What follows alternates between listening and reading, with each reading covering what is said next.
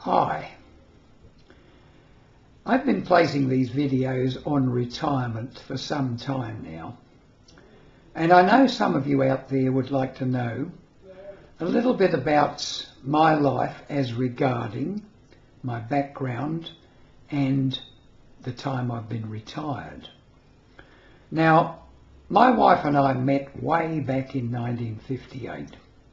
We got married in 1960, and she's still with me. I never got divorced or anything like that. Still got the same little lady. And we've been married, coming up in March 2024, 63 years. Yet I've been retired 29 years. That means we had 34 years together before I retired. And in these 34 years before I retired, we of course had children.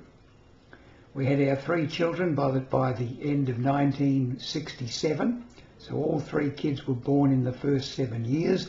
They are now grown up, left home and have families of their own. And even their families, at least one of them has grown up and they have a family. So we are great grandparents.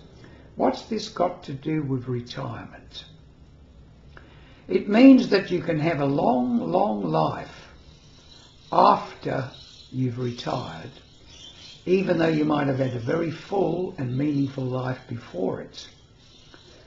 I was watching a video not very long ago, a fellow called John Glass, J-O-N, John Glass, as in cut yourself on glass.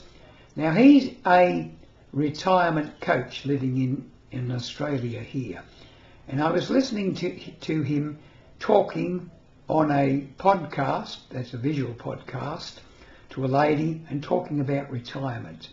And he was saying that he was talking about the 3 Ds, the 3 Ds being depression, divorce and downsizing.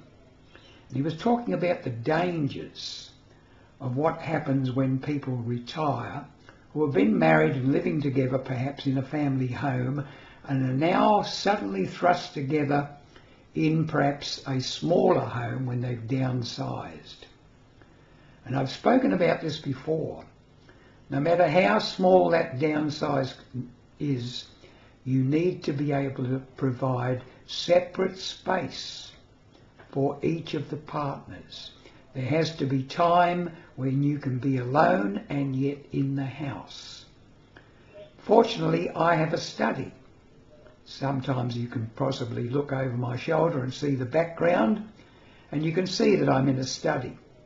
I have a computer, I have a printer, I have everything I need. Bookshelves are all around. You can't see them in the video, but this is a snug little spot which, when I shut the door, apart from an outside telephone and being contacted on the PC, I can do my own thing. I'm completely alone. I have privacy. We need that. Privacy is very important. Get out there and mix, of course, but mix not only just with your partner. If there's just you and her, or her and him, or him and him, her or her, it doesn't matter which. The point is, you need this time to be able to be alone in your own home so that you can think about your life, perhaps contribute in some way like I'm doing now, making videos, or write a book, keep a diary, keep a journal, grow as a person. And in order to do that, you need, of course, variety. You need to be able to get out about, keep physically fit, keep mentally fit, but most of all, you need to have that time where you can actually look at your own life and think, what am I doing with it? Where am I going? Am I helping others? Am I leaving a legacy? Am I enjoying myself? That's the most important thing. What am I feeling now? What am I feeling now? In retirement, and that retirement, as I said, for me, has lasted 29 years out of the 63 years my wife and I have been together. I don't know how long it'll last, how much longer it'll last, but it could be a few more years yet. And that is a long, long time. So, time alone, privacy, time to work out who and what you really are and what gives your life meaning.